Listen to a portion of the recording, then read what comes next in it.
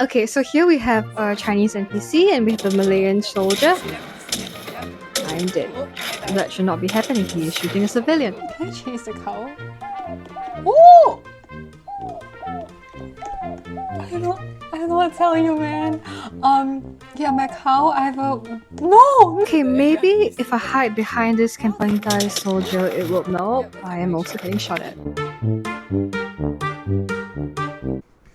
Hi! I'm unemployed. And what's an unemployed friend to do on a Tuesday? Well, this one is gonna make a Roblox game in a day. The time currently is 10 a.m. So that feels like a very reasonable time to start the day. I'm going to spend the rest of it seeing what I can do tinkering around with the Roblox Studio app. And you might be thinking to yourself, why Roblox? Certainly there's a better app out there, or like a better game or a platform. I don't know, like a research, I guess. And besides, isn't that where all the kids are? But in the club, we all fam. I'm just gonna work while a regular office person 6 hours of just tinkering around and see what I can do on this bad boy. So I think the next very natural question would be, so you've got experience in coding and game creation? No, I don't. What I have is a cup of coffee, a dream. And what gave you the confidence? Delusion. So what I'm gonna quickly do now is just go on my laptop and kind of watch a couple of tutorials and load up the Roblox Studio app and kind of... So I know when to admit defeat, and I'm not embarrassed to use a template because honestly I just don't have time for it. Ooh, village. Possibly. How do I... As you can see, I don't know how to operate this thing and move around, which is means we're off to a great start. Okay, we have a port. We can do a port city thing. Village. We can do a kampong. Shall we do a kampong? A few moments later. I'm just too lazy to honestly build my own assets. I shouldn't be proud of that. I have a general plot, so I know I'm going to set it in a kampong set during World War II. During the Malayan campaign, the Japanese imperial troops were crazy good at jungle warfare. Like, they had full-on tropical training back in Hainan Down. And get this, they didn't roll in entirely with clunky tanks or trucks like the Allies, who were, ironically, trained for desert combat. They came on bicycles. But as they pushed through these villages, many locals faced brutal violence. And that's the external conflict of my game, he thinks. How everyday people got caught in the chaos of war. I've checked what assets are available, and yes, there are British and Japanese soldiers, so I think we are good to go on that account. What I'm going to do generally now is remove these houses, remove certain trees that don't make sense within this compound. But also the same problem is that I don't want to play as either the Imperial or the Allied forces, since I do think that their perspective is overrepresented in World War II games. Call of Duty, Battlefield, Medals of Honor. I'm thinking more of a local flavor, like Force 136 with Chinese guerrillas, the Malay Regiment, or perhaps the Rani of Jhansi Regiment, which is an all-female combat unit, or perhaps even the Singapore Eurasian Volunteer Corps. I think that might be an interesting angle to go with. I think that's quite cute. It's not cute, war isn't cute. I'm sensationalizing war for a game and for a video, which is problematic, but that's technicalities, right? One thing at a time, let's create from the experience of disembarking from the sampan.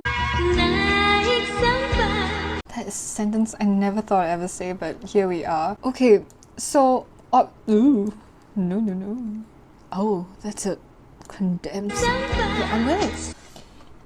How's the screen record? I'm back. Okay, 1940s Singapore boats. There is precedence to this sampan.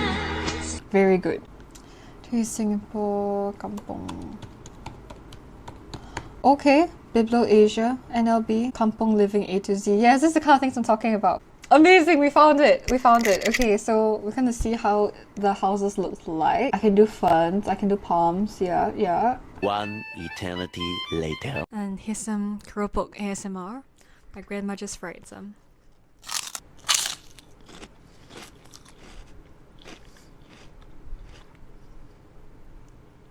Back to work. And so now I'm finally going to do a playthrough of what I've added so far.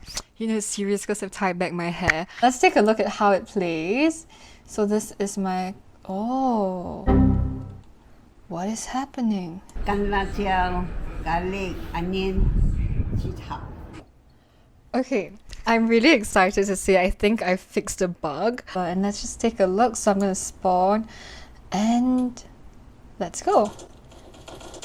I knew there were NPCs, but I didn't realize that they'd be firing already.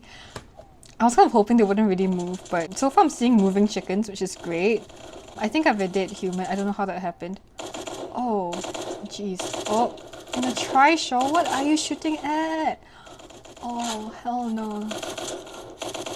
What is... Oh, my Japanese soldier is dead. Okay, villager 2 also dead. My cat, look. Is that a cat? Is that my cat? No, don't shoot me. Oh, bloody heck. What is happening? My durians are all over the floor. Oh, and I am in the... Why are there soldiers? I have a ball? That is great. What is flying? Oh, they're shooting out my house. No, don't do that. Stop shooting things. I just want to show you my command center. Haha, see, I have a signal station and a radio. It's now 3 p.m. and I think at this point it's a good place to stop and sort of kind of reflect about this process of making this game so far. So this whole game is turning out to become slightly a little bit like a Jurassic Park experiment. Like, yeah, but your scientists were so preoccupied with whether or not they could, they didn't stop to think if they should. You were a child here once, playing barefoot until the sky went dark. This coconut grove was your home. But things have changed. Your old boss, George Combs, wasn't who he seemed. He was a spy. And somewhere in his office, hidden inside, lies the codes that could turn the tide of the war. But Combs is dead. The Japanese have taken everything. Akal said you could do it. Maybe he's right. Maybe you're the only one who knows the paths. These whispers, these ghosts. Your mission: slip past the guards, recover the codes before they do. The fate of the war hangs on by a thread, and you're holding on to the other end. Play. It's something we all do, but it's also one of the most powerful ways we learn. Psychologists like Piaget and Vygotsky saw play as how we build our understanding of the world and our place in it. So when I started creating my Roblox game set in World War II Changi, I thought I was doing just that, using play to bring history to life. But the deeper I got into it, the more I realized it's not that simple. Because when you gamify something like war, something that carries real pain and memory, you have to ask yourself, does turning it into a game trivialize it? At first, my focus was on what would make the game more exciting. Conflict, soldiers, horror. But over time, I realized I was losing the why.